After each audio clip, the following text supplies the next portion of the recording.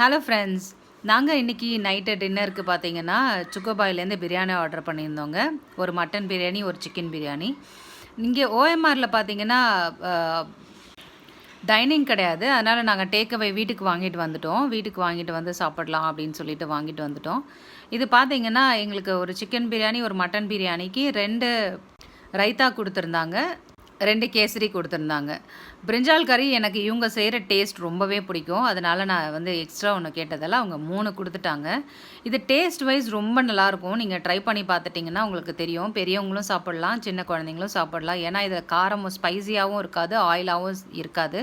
ஒரு சில பாக்ஸ்லாம் பார்த்தீங்கன்னா பயங்கர ஆயிலியாக இருக்கும். அந்த பேப்பர் ரேப் பண்ண கவர்ஸ் எதையுமே நம்ம தொடவே முடியாத அளவுக்கு ஆயிலியாக இருக்கும்.